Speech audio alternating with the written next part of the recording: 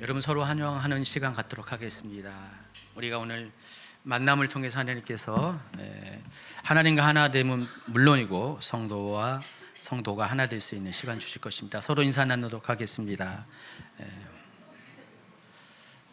여러분 주일 안식이라는 개념, 제가 아마 작년 이맘때쯤 돼서 여러 가지 성경의 주제들을 재발견 시리즈로 해가지고 1월, 2월 달에 이렇게 몇 번의 강의를 설교를 했는데, 그때 안식일에 관한 이야기도 했습니다. 여러분, 안식일이라는 것은 하나님이 정해진 시간에 우리를 찾아오시는 날이에요. 우리가 하나님을 찾아서 예배하는 그 의미보다도 하나님이 우리를 만나기 위해서 찾아오는 날이 안식일입니다. 근데 가끔씩 찾아오면 안 되잖아요. 1년에 한 번, 뭐 생각나면, 그게 아니라 일주일에 한 번씩, 적어도 최소한 일주일에 한 번씩 하나님이 우리를 찾아오시기 위해서 정해놓으신 날이 안식일입니다.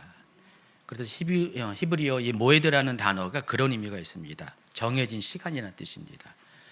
그래서 여러분, 안식일 날, 이 주일날, 이제 그게 신약에서는 이제 주의 날, 부활의 날로 이렇게 우리에게 자리 잡았는데, 이날에 여러분 이 예배에 참석하시면은요, 여러분보다 더 먼저 우리 하나님이 먼저 와 계십니다. 그리고 여러분 환영해 주시고요, 만나 주십니다.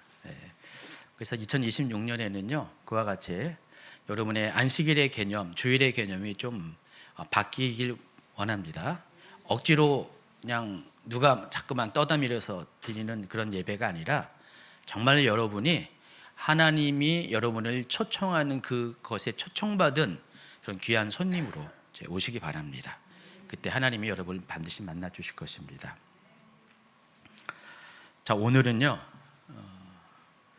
레위기에 관한 말씀을 전합니다. 아니, 신년 첫 주일 예배 무슨 레위기? 목사님 너무하지 않습니까? 너무 어려운 얘기를 그 얘기만 듣기만 해도 갑자기 낯설음과 답답함이 느끼고, 특히 김규호 목사님은 또 얼마나 어렵게 얘기할까 생각하는 분 혹시 계실지 모르겠네요. 근데 그런 분들의 오해를 풀어주고자 오늘 첫 주일 예배에 레위기에 관한 말씀을 전해드리도록 하겠습니다. 작년에 12월 31일 날 요한계시록 강의를 마쳤어요. 무려 2년 2개월 동안의 긴 여정을 통해서 요한계시록을 매주 수요일마다 풀어드렸고요. 요한계시록을 처음 시작할 때도 마찬가지였어요. 2023년 10월 29일 날 처음 요한계시록을 시작했는데, 그때도 주일날 먼저 했습니다. 그리고 나서 수요일마다 계속해서 요한계시록 강의를 시작했습니다. 제가 주일날을 택해서 첫 번째 그 강의의 문을 여는 이유는요, 일단은 주일은 그 강의의 난이도가 좀 쉽잖아요.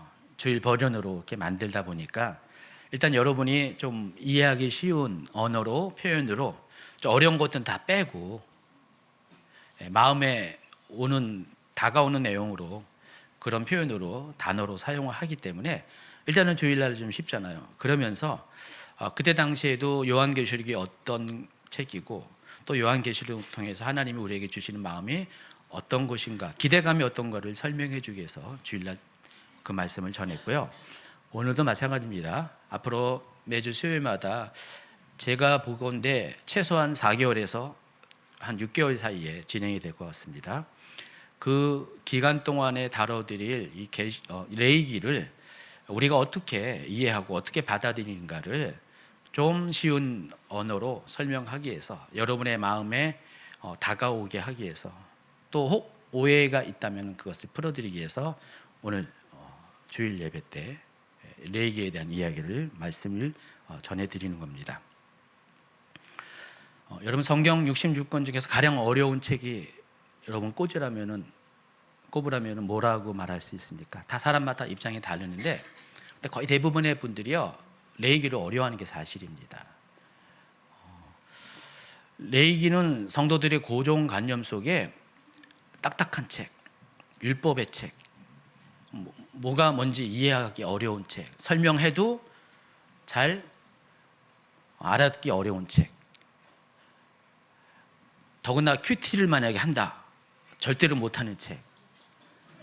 신약 성경에서 큐티를 절대로 못하는 책이 지난번에 끝난 요한계시록입니다. 근데 레위기도 비슷한 입장입니다. 근데 해필이면은 그 어려운 요한계시록을 했고 곧바로 또 레위기를 하냐, 좀 이해가 안 될 수도 있는데, 오늘 제가 하는 말을 들으면은 여러분 이해가 충분히 될 겁니다. 물론 이해가 벌써 와 있어요. 레위기가 어렵게 느껴지는 것은 매우 자연스러운 반응이에요. 당연한 반응이라는 것입니다. 일단 레위기에 나오는 내용 자체가 오늘날 우리 현대인들에게, 특히 외국인인 유대인이 아닌 우리 현대의 그 외국 우리들에게는 정말로 다가서기 어려운 그런 소재들입니다. 우리와 상관없는 내용들이 상당히 많다고 느껴지는 그런 내용들이 거기 많이 있습니다. 개념 자체가 낯설습니다. 물론 다른 교회 성도들 비해서 우리 교회 성도님들은 제가 틈틈이 레위기의 어떤 중요한 부분들을 달아드렸고, 그리고 여기 오기 전에 삼산동에서 제가 연대기 성경을 쭉 강의를 해가지고, 그때 연대기 성경이 어디까지 갔냐면은 아마 사무엘 전까지 간 것 같아요. 쭉 창세기부터 시간 순서대로 성경을 재배열해가지고 연대기 성경이라고 해서 몇 년 동안 쭉 주일 오후에 다뤄드렸는데, 그때 이미 레위기를 한번 다뤄드린 것 같아요. 벌써 7, 8년 전에 시간의 흐름이 있었고요. 아마 거의 기억을 못하는 분들이 다수가 될 것 같습니다. 그래서 레위기가 이렇게 우리에게는 전혀 낯선 건 아니지만은, 그날 일반적인 성도들, 일반적인 교회 다니는 성도들에게는 레위기가 좀 낯설고 어렵고, 또 목사님들이 요한계시록 못지않게 잘 얘기 안 하는 책 중에 하나가 또 레위기인 것 같습니다. 여기는 수많은 제사 제도에 대해서 언급을 하고 있고요, 뭐 피에 대한 이야기를 하고요, 또 여러 가지 뭐 정결법에 대해서, 음식 규정 같은 경우 이런 그런 것들 많이 이야기합니다. 문화적으로도 맞지 않고 또 굉장히 낯서는 개념들입니다. 근데 간가지 마라에 중요할 질문이 하나 있는데, 이스라엘에서 어린 자녀들에게 성경을 가르칠 때 제일 첫 번째로 가르치는 성경이 과연 뭘까요? 뭐 답이 나와 있죠 벌써. 레위기 얘기하기 위해서 하니까 답은 벌써 나와 있어요. 근데 우리가 일반적으로 생각하기에 여러분이 만약에 유대인이라고 생각해 보세요. 여러분의 자녀들에게 성경을 가르치려고 그랬는데, 이제 체계적으로 성경을 가르치려고 했는데, 제일 먼저 뭘 가르치고 싶습니까? 아니, 레위기 답은 이미 나왔지만은 일단 이 상식은 빼버리고, 예? 어떤 책을? 네? 예. 아니야, 예배는 맞는데 어떤 성경책? 예, 그렇죠. 창세기죠. 창세기는 일단은 첫 번째 성경책이라는 의미가 있어요. 어떤 분들은 신약의 기독교인들은요, 유대인이 아닌 기독교인들은 그냥 마태복음 생각하는 분도 있잖아요. 예, 마찬가지예요. 그러니까 첫 번째 책이라는 의미를 가지고 창세기를 가리키려는 경향들이 당연히 있습니다. 그리고 창세기는요, 스토리 중심의 그런 구성으로 되어 있어요. 너무 재밌잖아요. 거기 창세기 보면은 정말 아이들이 좋아하는 내용들이 참 많이 있습니다. 그러니까 어린아이들이 그 창세기 내용을 소화하는 것이 그리 어렵지 않습니다. 흥미진진한 스토리 중심의 이야기가 창세기에 많이 기록되어 있습니다. 또 다른 분은요, 뭘 가리키냐면은 출애굽기를 가리킵니다. 유대인의 입장에서 말하는 거예요.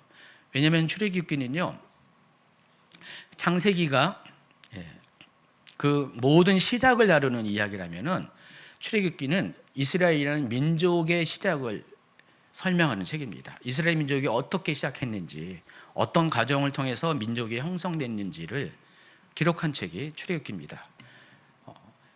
창세기가 어떤 스토리 중심이라면은, 출애굽기는 사건 중심입니다. 많은 사건들이 벌어지잖아요. 거기는 흥미진진한 사건들이 많이 있습니다. 출애굽 과정 가운데 이스라엘이 경험했던 많은 괜찮습니다.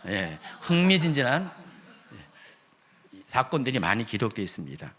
그래서 민족의 정체성을 가르쳐 주기 위해서는 출애굽기보다 더 좋은 게 없는 것 같아요. 그래서 여러분이 만약에 유대인 부모라면 자녀들에게 출애굽기부터 가르쳐 줄 수 있는 그런 가능성이 있습니다.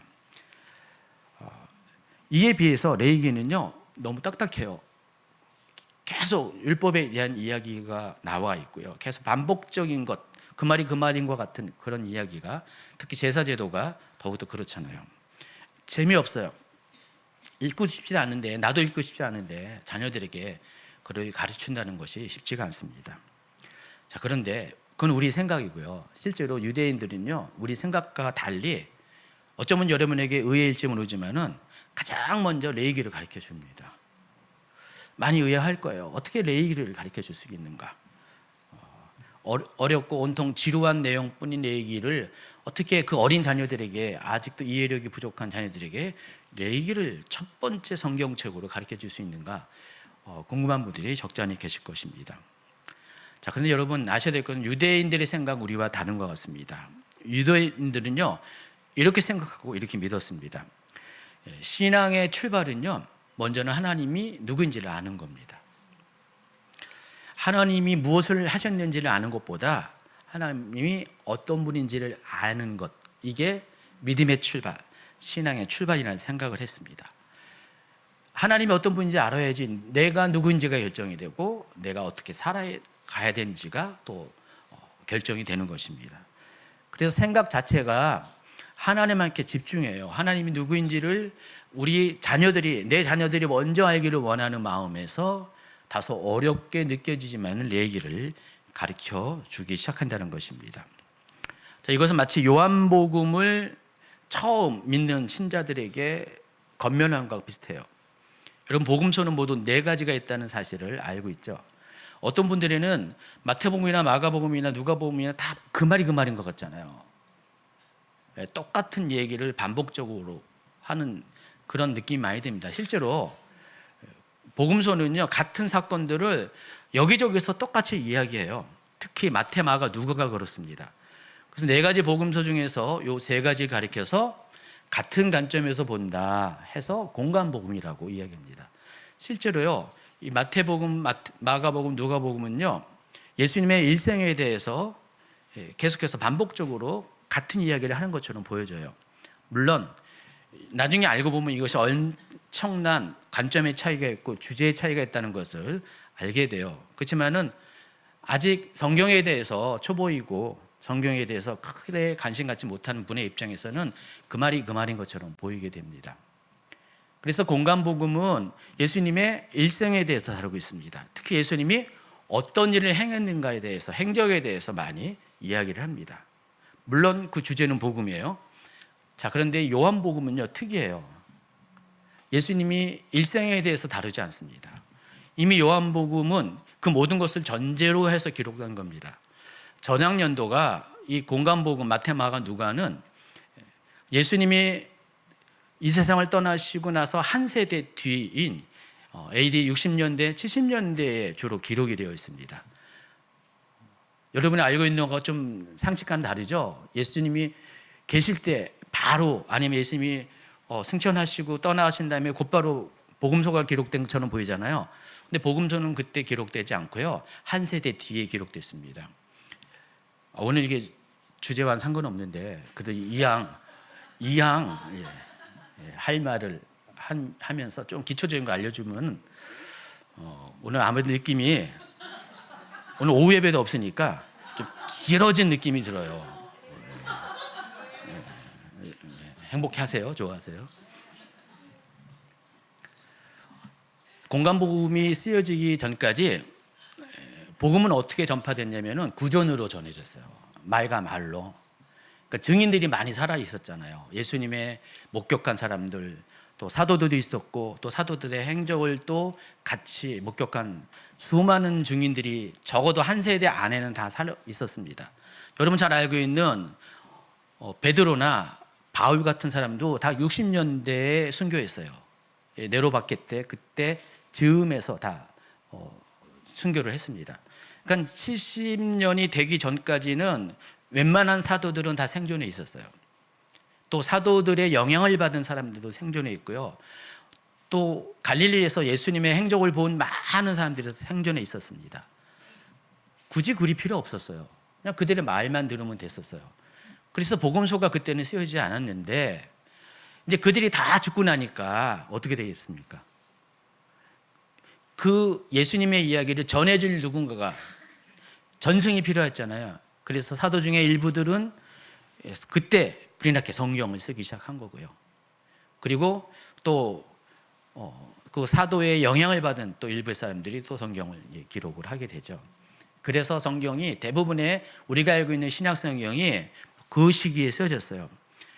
그런데 요한복음은 그보다 더 한 세대 뒤에 쓰여졌습니다. 요한복음의 기록 연대가 1세기 말이에요. AD 90년에서 96년 사이에 요한복음이 기록되었고요. 사도 요한이 기록한 5가지의 성경책이 요한 1, 2, 3서, 요한계시록, 요한복음인데 다 비슷한 시기에 쓰여졌습니다. AD 90년대 그때 쓰여진 책입니다. 그래서 한 세기가 지난 다음에 한 세대가 지난 다음에 또 요한복음이 기록됐어요. 그래서 사도 요한의 입장에서는 굳이 이미 공간복음이 한 세대 동안 다 사람들에게 익숙해가지고 그걸 통해 사람들이 예수님의 행적에 대해서 알고 있는데 자기까지 굳이 나서가지고 이것을 쓸 필요는 없어요. 그러다 보니까 거기에 누락된 부분들을 기록됩니다. 그리고 거기서 언급하지 못한 정말 사도 요한만이 하나님은 더 깊이 오랫동안 경험한 사도 요한만이 쓸 수 있는 아주 굉장히 심오한 영적인 하나님의 세계를 그 요한복음에 담아냈습니다. 그리고 또 특히 사도 요한은 그 요한복음을 통해서 우리의 구원에 대해서 이 복음에 대해서 굉장히 쉽게 다가설 수 있는 그런 내용으로 기록을 했습니다. 그게 요한복음입니다. 그래서 요한복음은요, 실은 첫 번째부터 읽기가 쉬운 건 아니에요. 굉장히 거창한 언어를 시작하잖아요. 태초에 말씀이 계시니라. 근데 그 말씀이 하나님과 함께 계시니 그 말씀이 뭐야 하면서 생각할 거잖아요. 나중에 쭉 읽어보면은요, 말씀이 곧 예수님을 가리킨다는 것을 알 수가 있어요. 굉장히 상징적이고 은유적인 것으로 예수님의 이야기를 꺼내기 시작합니다. 요한복음 1장만 딱 봐도 복음이 무엇인지 알고요, 예수님이 누구인지를 알고 있습니다. 이처럼 요한복음은 전체를 잘 보면은요, 어디에 집중하냐면은 예수님이 누구신가에 대해 집중합니다. 그러니까 공관복음이 예수님이 어떤 일을 행하셨는가를 집중하면은 요한복음은 예수님이 누구인가에 대해 집중합니다. 그래서 요한복음 보면요, 재미있는 표현들이 상당히 많이 있습니다. 그 중에서요, 영어로 표현하면 I am이라고 시작하는, 에고 에임이라는 그 헬라어로 시작하는 7개의 문장들이 있어요. 여러분 기억날 겁니다. 나는 누구누구다 라는 표현들. 나는, 그건 스스로 있는 자는요, 출애굽기 3장 14절. 맞아요. 같은 맥락입니다. 여호와, 야훼, 그게 스스로 있는 자인데, 근데 신약에서, 요한복음에서 예수님이 나는 스스로 있는 자라는 얘기 절대 안 하셨어요. 오히려 나는 보냄을 받았다는 얘기를 하셨죠. 그래서 요한복음 6장에 보면은 예수님이 자신을 가리켜서 뭐라고 합니까? 나는 하늘로부터 내려온 생명의 떡이다 라고 했습니다. 요한복음 8장에서는 나는 생명의 빛이다. 요한복음 10장에서는 나는 문이다, 양의 문이다. 또 같은 10장에서 나는 선한 목자이다. 또 11장으로 하면은 나는 부활이요 생명이다. 또 나는 길이요 진리요 생명이다. 제가 제일 많이 사용하는 길이요 진리요 생명이다. 다 예수님이 자기가 누구인가를 설명합니다. 또 15장으로 가면은 나는 여기 참 포도나무다 해서 예수님 스스로가 내가 누구인지에 대해서, 정체성에 대해서 많이 이야기합니다. 공관복음의 저자들도 이 얘기를 안 들은 건 아닐 거 아니에요. 근데 굳이 이렇게 정리해서 설명하지 않았는데, 요한복음의 저자인 요한은 예수님이 누구인가에 대해서 이렇게 정리해서 많이 기록했습니다. 그래서 요한복음의 기록 목적을 여러 가지로 설명할 수 있지만 가장 중요한 한 가지를 뻗는다면 예수님이 누구인지를 알려주기 위해서 그래요. 그래서 여러분 요한복음을 보면 예수님이 보여요. 예수님이 어떤 분인지를 보입니다. 그리고 공간복음 보면은 예수님이 뭘 했는지가 눈에 들어오게 된다는 것입니다. 그래서 예수님에 대해서 알려주는 책이 요한복음이기 때문에 복음이 무엇인지가 분명히 드러나기 때문에 요한복음을 먼저 읽게 한다는 것입니다. 유대인들의 입장에서 똑같아요. 창세기에 보면은 굉장히 스토리 중심의 흥미진진한 이야기가 있잖아요. 또 출애굽기에 보면은 정말 놀라운 하나님의 행하신 이스라엘 민족을 구원하신 기적 같은 이야기들이 상당히 많이 있잖아요. 그럼에도 불구하고 창세기, 출애굽기 다음에 있는 레위기를 먼저 가르치는 이유는 다른 것이 아니라 이 레위기를 통해서 하나님이 어떤 분인지를, 또 하나님이 어떤 분인지를 알면은 뭐가 알게 되냐면은 내가 누구인지를 알게 돼요. 그리고 또 내가 누구인지를 알게 되면은 내가 어떻게 살아야 되는지가 눈에 들어오게 된다는 것입니다. 그래서 레위기는요, 우리의 생각과 달리 유대인들에게는 신앙의 입문서와 같은 역할을 합니다. 하나님의 거룩하심과 또 우리가 하나님 앞에 부름받은 구별된 백성이라는 것과, 그렇기 때문에 우리의 삶 전체가 하나님 앞에 예배로 나와야 된다는 것을 아주 강력하게 반복해서 집중적으로 알려주는 책이 레위기라는 것입니다. 여러분이 유대인이라면은, 유대인 부모라면은 이런 이야기가 기록된 레위기를 당연히 먼저 자녀들에게 가르쳐 주어야 되겠죠? 어떻게 할까요? 올해부터 자녀들에게 레위기를 가르쳐 줄까요? 어렵지 않습니다. 제가 이제 수요일 날 이렇게 강의를 하잖아요. 이참에 제가 지금 결정을 했어요. 제가 이제 좀 약간 당연히 수요일 날은 좀 강의식이 어려운 표현들이 많이 있고 구성인데, 제가 그걸로 AI를 좀 이렇게 부려먹어가지고 각 세대별로 이해할 수 있는 쉬운 버전으로 또 이렇게 만들어 줄 테니까, 뭐 청소년, 어린이부, 유치부까지는 모르겠지만은 그렇게 한번 할게요. 제가 안 할 거고요. 이정희 노사님, 부탁합니다. 이정 전사님이 그렇게 해주세요. 제가 원고 만들면은 AI 통해서 좀 그 버전으로 좀 이렇게 다시 해서 이렇게 교재를 만들어서 나눠주시기 바랍니다. 그래요. 이거 하다 말았죠. 오늘 자정 제가 경고했어요. 옆으로 셀 일이 많다고요. 어쨌든 유대인 부모들은요, 이 사실을 먼저 하나님이 누구인지를 알려주기 위해서 바로 레위기를 첫 번째 자녀들에게 가르치는 성경 텍스트로 선택을 했어요. 그래서 기독교인들에게 요한복음이 예수님이 누구인지를 알려주는 책이라고 한다면은, 유대인들에게 레위기는 어떤 책이라고요? 하나님이 누구인지를 알려주는 책이 레위기라는 것입니다. 또 우리식으로 말하면 신학교에 해당하는 라피스쿨에서도 첫 번째로 강의하는 첫 번째 책이 또 레위기예요.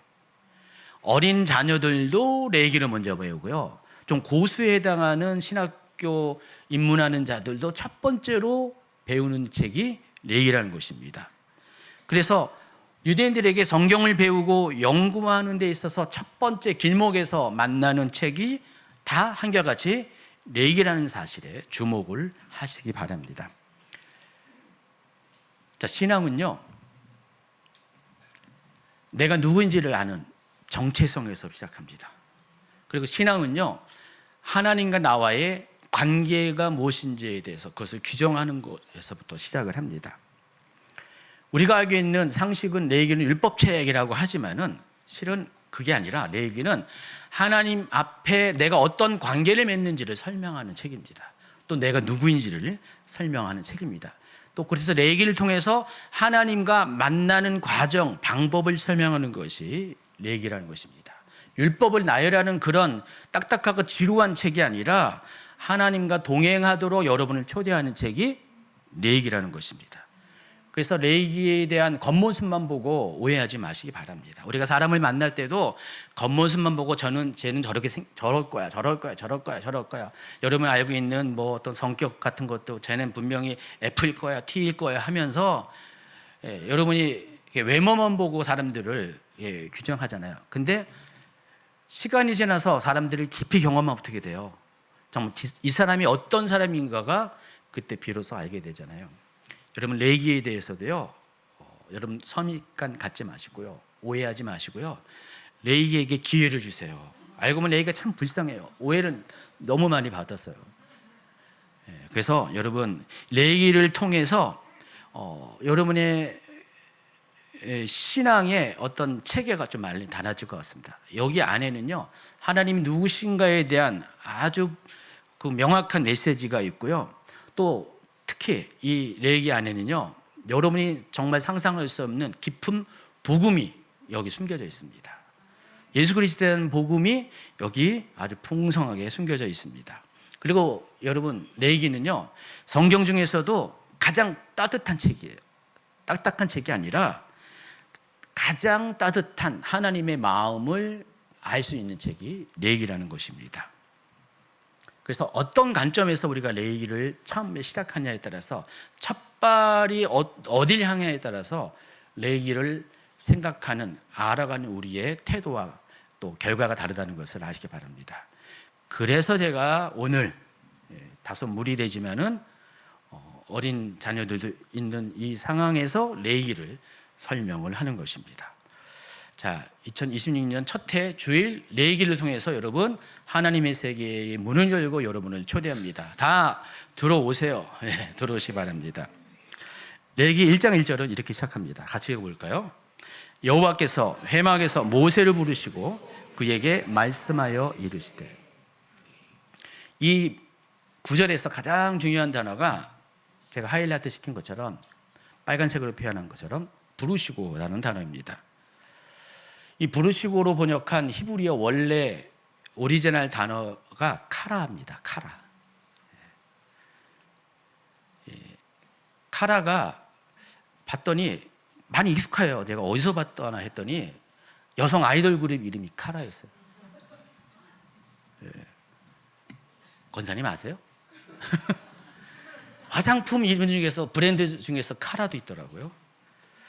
그래서 아니 히브리어를 가지고 이걸 썼나 해서 제가 또 검색을 해봤는데 그건 아니었고요. 헬라어 카라를 사용했더라고요. 그러니까 그리스어 카라가 기쁨, 즐거움 그런 뜻을 갖고 있어요. 그래서 그 아이돌 그룹의 그 카라와 화장품 브랜드 이름의 카라는 헬라어를 가지고 그런 의미를 가지고 붙인 거고요. 히브리어 카라는요. 발음이 똑같아서 말하는 거예요. 히브리어 카라는 뜻이 그와는 다르다는 것입니다. 영어로 콜이에요. 부르다예요. 그런데 특별히 좀 더 그 이름이 좀 깊이 들어가면은 콜 다음에 영어로 by name이 붙어요. 이름으로 부르다. 그게 카라입니다. 카몬이 아니라 그냥 이름을 불러서 초청할 때 사용하는 단어가 카라라는 것입니다. 우리가 사람들이 여러분을 향해서 여러분을 불러요. 그래서 만약에 친밀한 관계와 사랑하는 관계일 때는 어떻게 부를까요?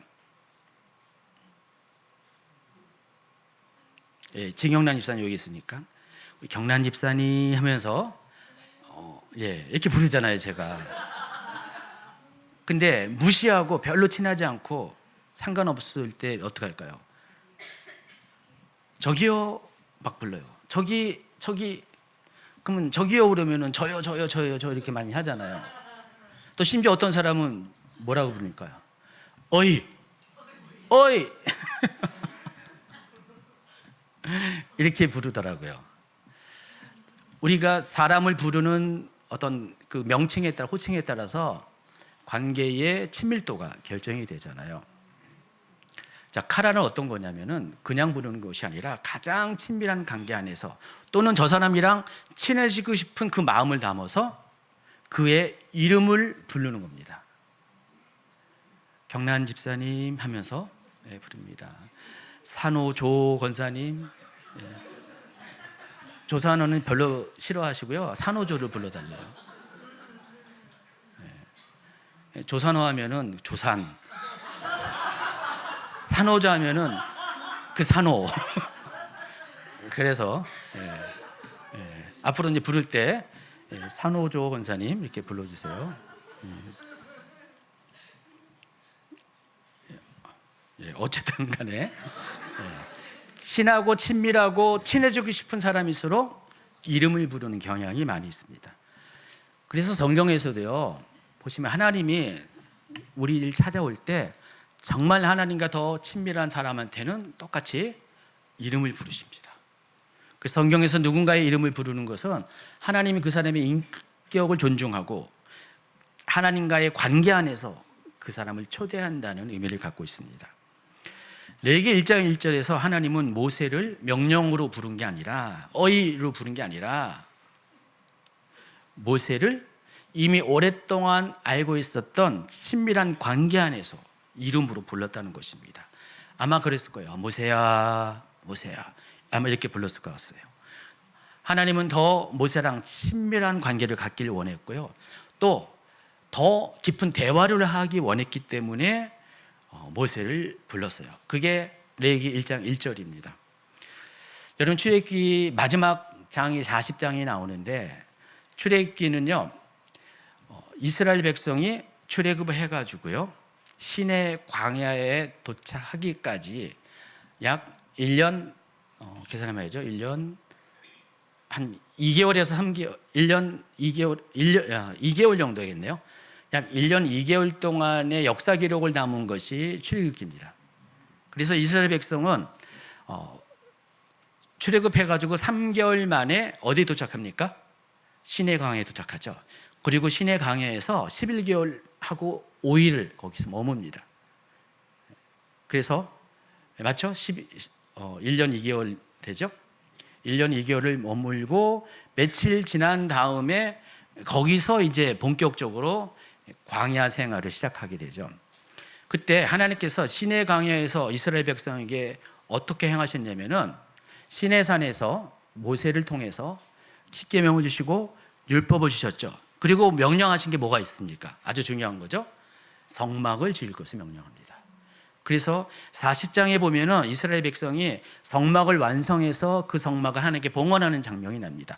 바로 그때 35절에 보니까 모세가 회막에 들어갈 수 없었으니 이는 구름이 회막 위에 덮이고 여호와의 영광이 성막에 충만하였으며. 여러분, 회막은 뭐고 성막이 뭐냐? 똑같은 얘기인데 관점에 따라 모일 회자로 하면은 회막이고 거룩과 성자로 하면은 성막이에요. 다 같은 장소입니다. 하나님께서는 여기를 거룩하고 구별했기 때문에 성소가 지성소이기 때문에 성막으로 부르기도 하고요. 또 하나님이 여기서 만나잖아요. 사람들을 만나기 때문에 그런 의미에서 회막으로도 부를 수가 있습니다. 자, 그런데 여기 보니까 모세가 회막에 들어갈 수 없다, 성막에 들어갈 수 없다 그랬습니다. 왜 그러냐? 자, 모세도 대단한 사람이지만은 저와 여러분과 같이 동일하게 죄인이라는 것입니다.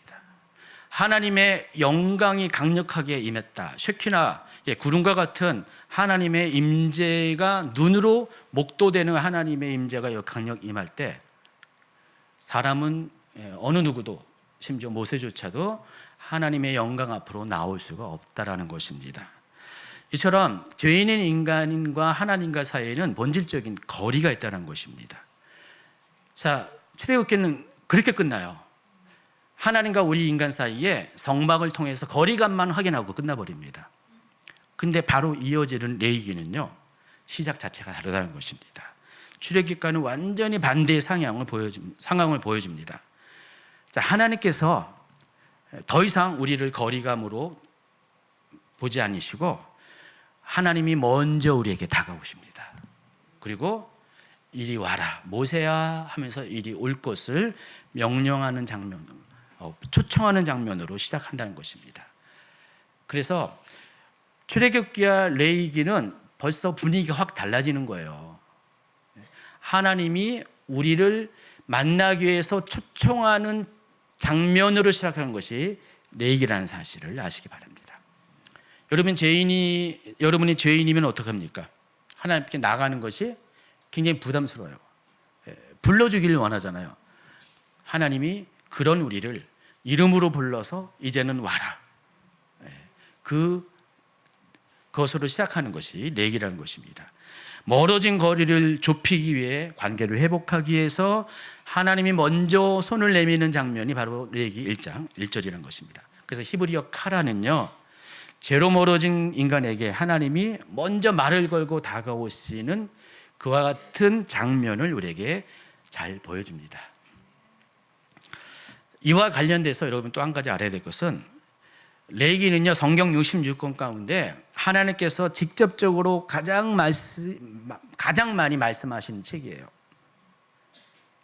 다른 책들은요 객관적인 제3자의 관점에서 하나님이 이렇게 하셨다, 이렇게 하셨다, 그런 이야기가 증인의 관점에서 많이 기록이 되어 있죠. 근데 레위기 보면은요, 여호와께서 모세에게 말씀하여 이르시되, 여호와께서 모세에게 말씀했다라는 표현이 무려 30번 이상이나 등장합니다. 그래서 레위기는요, 하나님이 말씀하신 내용들을 기록한 것들이 굉장히 많은 책입니다. 그러니까 성경 어느 성경보다 하나님이 직접 말씀하시는 내용들을 그대로 받아 적은 책이 레위기라는 사실을 아시기 바랍니다. 이렇게까지 하나님이 말씀하시는 것은 하나님으로부터 죄는 우리가 졌지만은 먼저 우리에게 손 내밀고 우리와의 관계 개선을 요구하기를 원하셨다. 그게 바로 레위기라는 것입니다. 그래서 레위기에는 제사 이야기가 상당히 많이 나옵니다. 거의 도배하듯이 제사 이야기가 많이 나오는데, 우리가 알고 있는 제사는 어떤 율법, 종교적인 행위 이전에 하나님께서 그동안 죄로 인해서 끊어진 하나님과 우리 사이의 관계를 회복하기 위해서, 끊어진 관계를 다시 있게 하기 위해서 허락하신 길과 같은, 통로와 같은 역할을 한다는 것입니다. 우리가 죄를 지은 이후 하나님께 나아갈 수 없게 되었어요. 근데 하나님께서 제사를 통해서 새로운 길을 여시고 이 길을 통해서 나오라라는 것들을 열어주시는 것이 제사고, 그것을 시작한 것이 바로 레위기라는 것입니다. 그래서 여러분, 그전에는 어느 누구도 모세조차도 하나님께 마음껏 나갈 수가 없었는데, 그러나 이제부터는 적어도 제사를 통해서 하나님께 나아갈 수 있는 길이 열렸다는 것입니다. 그리고 그 모든 제사의 의미가 마침내 어느 때 완성이 됩니까?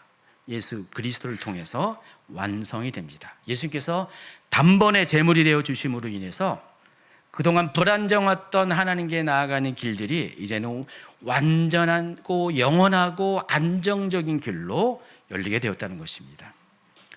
레위기는 바로 이 같은 시작을 알려주는 책입니다. 하나님께서 우리를 다시 불러주시는 그 이야기를, 초청의 이야기를 담은 책이 레위기라는 것입니다. 그래서 레위기는 제사 이야기가 상당히 많이 나오고 있는 것입니다. 제사는 하나님께서 만들어주신 관계 회복의 길이에요. 마치 다리와 같은 역할을 하고 있습니다.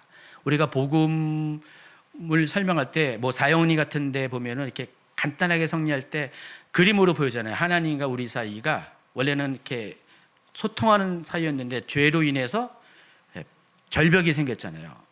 건널 수 없는 계곡이 생겼잖아요. 그것을 연결해주는 다리처럼 표현한 것이 예수 그리스도의 십자가잖아요. 그 십자가 이전에 하나님께서 구약에서 그 우리와 하나님 사이에 갈 수 없는, 죄로 인해서 갈 수 없는 그 간격을 연결해 주고자 다리를 건설하셨는데, 그 다리가 바로 제사라는 것입니다. 내가 할 수 없기 때문에 하나님이 먼저 나서 주신 것이에요. 보통 이방의 종교들도요 제사를 많이 드립니다. 거의 대부분의 고대 종교들은요 제사는 기본입니다. 근데 그들이 드린 제사의 목적은 뭐냐면은 그 신에게 잘 보이려고 하는 것이에요. 그래서 우리도 누구한테 잘 보이려면 그 사람이 좋아하는 거, 맛있어 하는 거, 딱 주면은 행복해하는 것, 브랜드 백 같은 거 막 그렇게 막 주려고 그러잖아요. 예, 돈 한 뭉치를 막 주려고 그러잖아요. 보통 인간적인 마음에서 그렇게 하잖아요. 예. 근데 그와 같은 동일한 마음으로 이방신들을 섬길 때 그들도 그렇게 해요. 가장 최고의 것으로, 심지어는 사람까지 제물로 드리잖아요. 더 심지어는 자기의 자녀까지도 그렇게 하잖아요. 한 가지예요. 이방신들에게 잘 보여서. 잘 보이는 목적이 뭡니까? 노여만 당하기 위해서. 딴 것도 아니에요. 복 받는 것도 아니고, 신들이 자기들에게 해코지 못하게 달리기 위해서 그들을 달리게 해서 드린 게 제사입니다. 자, 그런데 이 기독교에서 제사, 더 나아가서 그 구약의 유대교에서부터 하나님으로부터 온 제사는 그와 같은 방식이 아니에요. 목적부터가, 시작부터가 다르다는 것입니다. 하나님께서 죄인인 우리에게, 실은 우리에게 잘 보이는 거죠. 우리가 하나님께 잘 보이는 게 아니라 하나님이 우리에게 잘 보이는 거죠. 표현이 그렇죠. 예, 여러분 이게 좀 반대 개념에서 생각하라고 하는 겁니다. 우리 인간을 위해서 인간을 다시 부르기 위해서 직접 하나님이 명령한 게 제사입니다. 다른 종교에서는요, 자기들이 스스로가 제사를 제대로 만들었는데 구약 성경 안에 하나님은요, 하나님이 먼저 제사를 만드시고 이런 제사를 드리라고 가르쳐 주신 것이에요. 출발부터가 다르다는 것입니다. 그래서 사람들은 제사를 통해서 하나님께로 건너올 수가 있습니다. 자, 그런데 구약의 제사는 한계가 있어요. 2개가 아니라 1개. 반복해야 됩니다. 그리고 완전할 수가 없어요.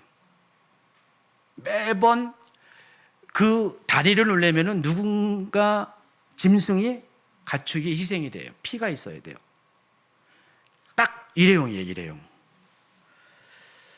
그래서 계속해서 이것들이 반복이 되니까 하나님께서 더 완전하고 온전하고 영원한 보증이 되는 그 길을 만드셨습니다.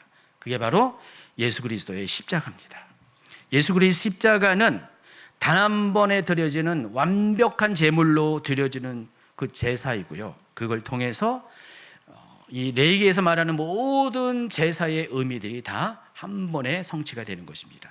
제가 이제 본격적으로 레위기 강의 시작하면은 초반부에 1장부터 7장까지 5대 제사가 등장합니다. 번제, 소제, 화목제, 속제제, 속건제가 등장하는데 이 5가지의 제사들이 여러분 그게 그거 같지만 다 목적이 다 달라요.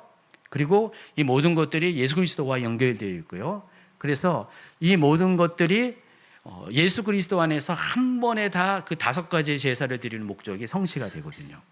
바로 하나님께서는 이 불안정한 제사, 반복할 수밖에 없는 제사를 예수 그리스도 안에서 완벽하게 단 한 번에 드려지는 것으로 영원한 제사로 성취시켜 줍니다. 그래서 이 점에 대해서 히브리서는요, 이렇게 레위기의 의미를, 제사의 의미를 설명을 합니다. 히브리서 9장 12절 먼저 있습니다. 염소와 송아지의 피로 하지 아니하고 오직 자기의 피로 영원한 속죄를 이루사 단번에 성소에 들어가셨느니라. 히브리서 10장 19, 20절입니다. 그러므로 형제들아, 우리가 예수의 피를 힘입어 성소에 들어갈 담력을 얻었나니 그 길은 우리를 위하여 휘장 가운데 열어놓으신 새로운 산길이요 휘장은 곧 그의 육체니라. 예수님은 염소와 송아지의 피가 아니라, 더 이상 가축의 피가 아니라 자기 자신의 피로 단번에 영원한 속죄를 이루셨다고 이야기하고 있습니다. 그로 인해서 이제 우리는요, 예수님의 피를 힘입어서 누구든지 아무 때나 하나님 앞에 담대히 나아갈 수가 있는 것이에요. 전에는요, 아무 때나 나아갈 수가 없어요.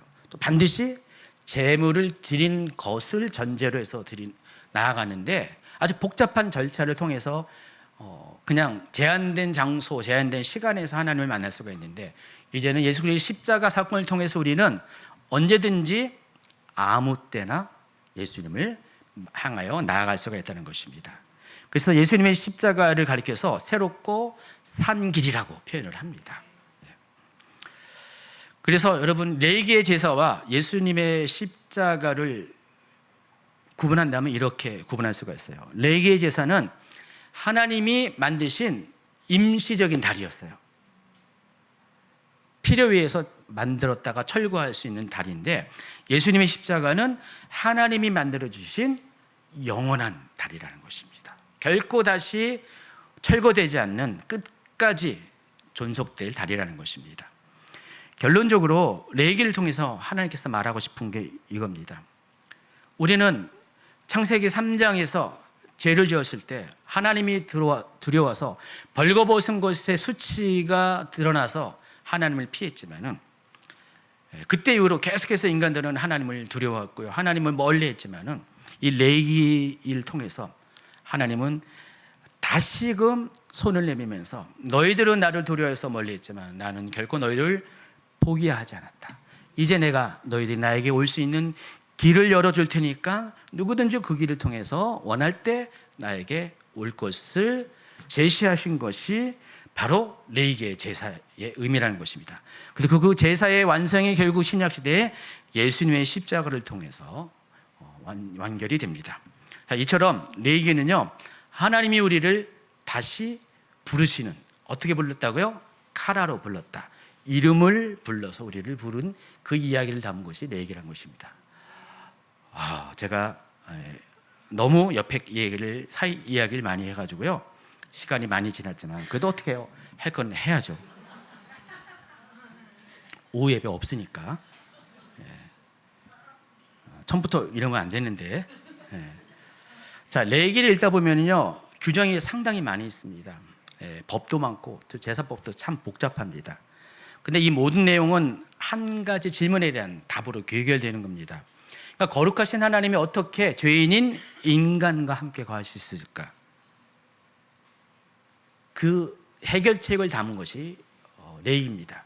물론 지금 설명한 제사가 아주 중요한 해결책이고요. 그래서 레위기 11장 45절에 보면요, 이런 말씀이 있습니다. 같이 읽어볼까요? 나는 너희의 하나님이 되려고 너희를 애굽 땅에서 인도해낸 여호와라. 내가 거룩하니 너희도 거룩할지니라. 자, 레위기 11장 45절 그리고 레위기 19장 2절에 보면 비슷한 이야기가 나오는데, 이 구절은 굉장히 레위기에서 중요한 구절입니다. 레위기 전체를 아우르는 어떤 핵심에 해당하고요, 심장과 같은 그런 말씀입니다. 레위기에서 레위기 주제를 하나 딱 뽑으라 하면은 이거예요. 내가 거룩하니 너희도 거룩하랍니다. 그러니까 레위기는 거룩으로 통해져 있습니다. 자, 그런데 거룩이 과연 뭘까요? 거룩 이게 거룩인가요? 거룩이라는 단어가 여러분 다 알고 있어요. 아니면 또 행위에 있어서 완벽을 말하는 것일까요? 실수가 없는 것이 거룩일까요? 둘 다 아닙니다. 성경이 말하는 거룩은 아주 분명한 두 가지 의미가 있는데, 여러분 다 알고 있는 내용이에요. 거룩은 구별됨이라는 뜻을 갖고 있어요. 구별이란 단어는요, 어떤 거냐면은 많은 무리 중에서 택해가지고 나의 소유를 삼은 것이 거룩입니다. 이 세상에 수많은 75억 이상의 인구가 있는데, 이 중에서 한 사람, 우리 다은 자매 한 사람을 택해가지고 찜해가지고 넌 내 거야, 내 자녀야, 내 백성이야, 나의 존귀한 사람이야 라고 하나님이 딱 집어서 그렇게 나를 다른 사람들과 구별시킨 것이 거룩이라는 것입니다. 내 사람이라는 뜻이에요. 그래서 거룩이라는 단어가 분리라는 의미를 갖고 있잖아요. 분례듯이 나눠지는 거예요. 그러니까 그렇지 않은 사람들과 하나님이 정말로 사랑하는 특별한 사람과의 분리가 바로 거룩이라는 단어입니다. 그래서 여러분, 거룩에 대해서 우리가 생각을 고칠 것이, 거룩하라 하면은 행위에 있어서 완전한 것이라는 생각이 얼마나 우리로 하여금 부담감을 줬는지 한번 생각하세요. 근데 하나님의 뜻은, 거룩을 말하는 하나님의 뜻은 그 부담이 아니라, 억압이 아니라, 종교적인 율법이 아니라, 바로 너는 세상 속에서 수많은 사람들 속에서 정말 내가 너를 사랑해서 너를 구별하여 특별한 사람으로 분리한 그런 존재라는 그 선언이 거룩이라는 것입니다. 자, 그러면서 이 거룩을 통해서 우리가 뭘 배워야 되느냐? 내가 누구인가? 나의 정체성을 발견해야 됩니다. 나는 누구라고요? 하나님의 거룩한 자예요. 하나님이 나를 특별히 구별시켜서 특별히 나를 자녀 삼으시고요, 나를 왕 같은 제사장 삼으신, 거룩한 나라로 삼으신 바로 특별한 존재라는 것을 여러분이 아는 것이 바로 거룩을 이해하는 것이고요. 레위기는 바로 그 얘기를 하는 것입니다. 어린 자녀들에게 너는 누구냐라고 할 때 이 레위기를 통해서 그걸 가르칠 때, 꼬맹이 애들이 어릴 때부터 그 얘기를 듣고 자라면 어떻게 됩니까? 자존감이 높아지죠. 정말 건강한 정신세계를 가지고 자라나죠. 여러분 자녀들도 이렇게 부모 자식 간에서 뭐 하나님의 거룩에는 비교할 수 없지만은 이렇게 구별된 정체성을 가지고 자란 자녀와 그렇지 않고 자란 자녀는 너무 차이가 납니다. 그래서 첫 번째 전자의 자녀는 당당해요. 언제나 긍정적이에요. 또 행복해요. 근데 그렇지 못한 자녀는 늘 그늘이 있어요. 아픔이 있어요. 의심이 있어요. 그냥 잘 못 믿어. 누가 말해도 다 못 믿어. 근데 정말 이렇게 해맑게 자란 사람들은 잘 믿어요. 순수한 거하고 순진한 것도 다르다는 거 잘 아시고요. 그래서 하나님이 우리를 그렇게 해맑게 키우신 거예요. 우리를 자존감 있게 우리를 자녀 삼은 것이 바로 우리를 거룩한 자녀로 만들어 준 거라는 것입니다. 그 이야기가 기록된 것이 레위기라는 것입니다. 또 거룩은요, 하나님께 쓰임받는 삶을 가리킵니다. 저기 있는 저 메노라 같은 경우는요, 어디서만 사용하는 겁니까? 하나님의 성막, 성전에 있는 성소 안에서 어둠을 밝히는 빛으로 사용하는 것이 저 메노라입니다. 자, 저 메노라가 사용되기 위해서는 한 가지 단계를 거치는데 기름을 먼저 발라요. 메노라가 다 제조가 되면은요, 그때부터 메노라가 아니라 기름을 발라서 구별된 다음에 거룩해진 다음에 그때부터 거룩한 물건이 되고요. 그리고 나서는 그때 이후로는 저 메노라가 밖에 나가면 안 돼요. 항상 그 자리에서 그 위치에서 그 용도로 사용된다는 것입니다. 물론 우리 요즘은요, 저 메노라를 집에서도 있고요, 안방에도 있고 거실에도 있고요, 뭐 많이 있는데 원래 저 메노라의 용도가 그렇다는 것입니다. 거룩해졌다라는 그 의미는 어떤 의미냐면은 내가 아까 말한 것 첫 번째 하나님께 특별한 존재로 내가 인정을 받았다는 뜻이고, 두 번째는 이제부터는 내 삶이 하나님을 위해서 드려진 삶을 살아야 된다. 오직 그 용도가 하나님을 위해서 쓰이는 삶을 사는 것이 거룩한 자의 삶의 태도라는 것입니다. 내가 정체성이 거룩한 사람이라는 것을 알았어요. 그러면 이제는 내가 하나님의 거룩한 자녀답게 그 거룩의 용도에 맞게끔 살아가야 된다. 그 이야기를 하는 것이 바로 레위기라는 것입니다. 우리의 시간과 우리의 말과 우리가 행하는 모든 것들이, 심지어 우리가 맺고 있는 관계조차도 이 모든 것이 나는 특별한 존재이기 때문에, 거룩한 존재이기 때문에 거룩한 존재답게 메노라가 성막에서 그 거룩한 용도로 사는 것처럼 나도 그렇게 살아가는 것이 바로 거룩한 삶이라는 것입니다. 그냥 아주 조용조용하고 엄숙한 삶이 아니라 바로 그와 같이 하나님이 나를 만드신 용도답게 살아가는 것이 거룩한 삶이라는 것을 아시기 바랍니다. 여러분, 이것은요, 여기 특별한 사람만 하는 것이 아니라 우리 모두가 할 수가 있어요. 여러분이 내가 누구인가만 알면은요, 나는 실제로 그렇게 살 수가 있어요. 근데 여기서 우리가 한 가지 더 알아야 될 게 있습니다. 이 거룩이라는 개념이 완전이라는 개념, 퍼펙트라는 것을 말하는 건 아니에요. 이 거룩이라는 개념은요, 완전보다도 온전에 해당합니다. 자, 완전은요, 행위에 있어서의 그런 완벽함을 말하고요. 온전은 어떡합니까? 마음의 동기에서부터 완벽함을 말합니다. 마태복음 5장 48절 같이 읽어볼까요? 그러므로 하늘에 계신 너희 아버지의 온전하심과 같이 너희도 온전하라.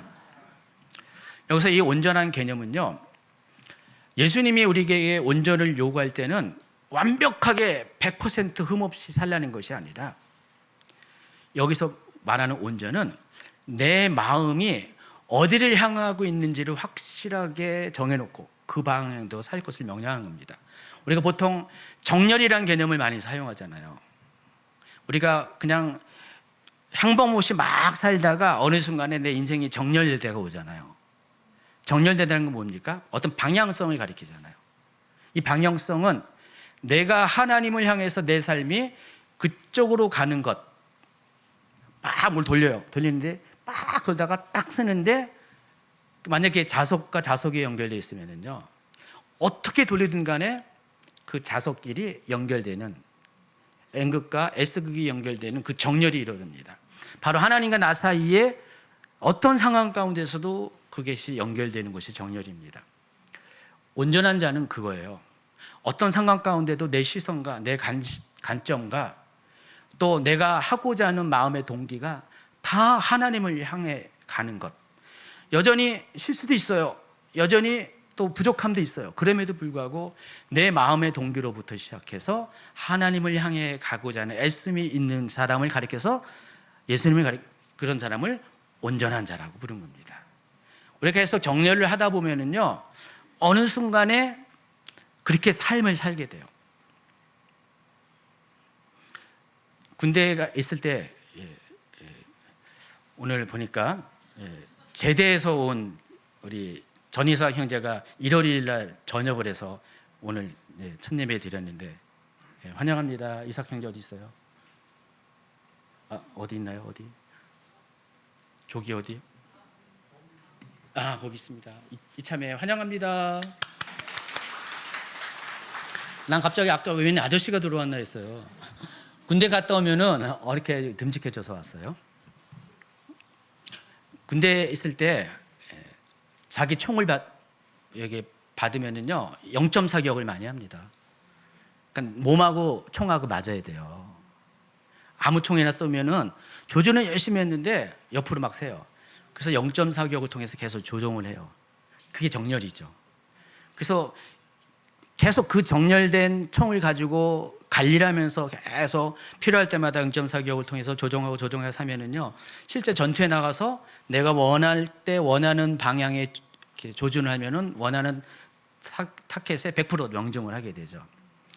우리의 삶도 그렇다는 것입니다.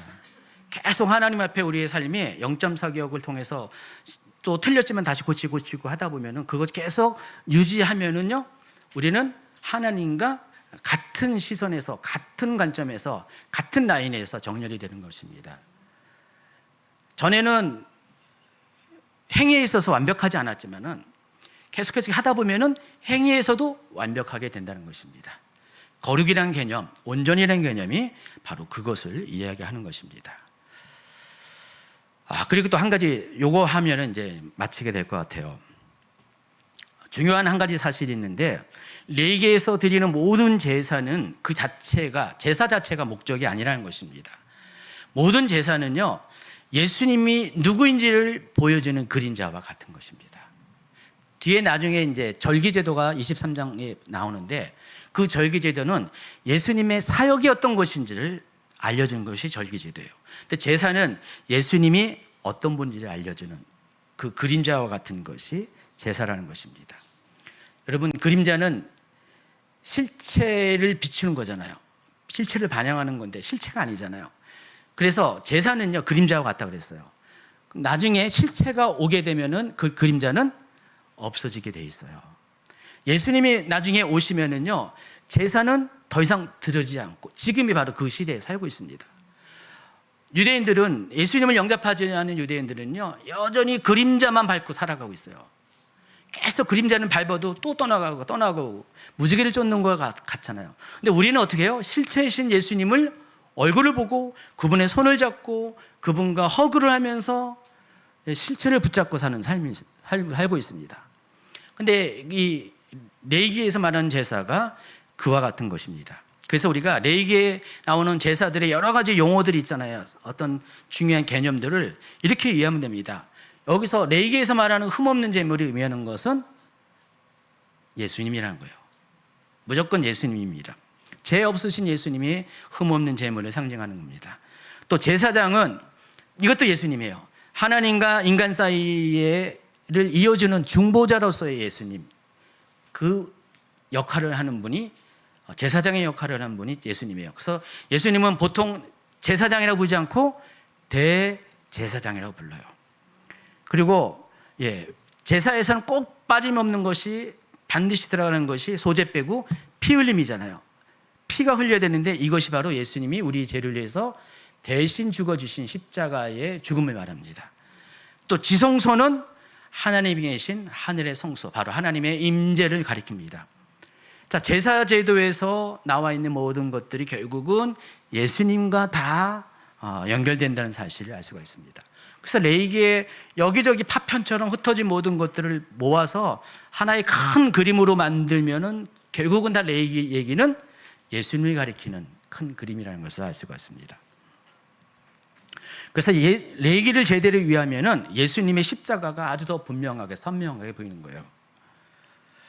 그래서 레위기는 십자가의 의미를 준비하는 책이고요, 우리로 하여금 예수님께로 우리를 인도하는 책이라는 것입니다.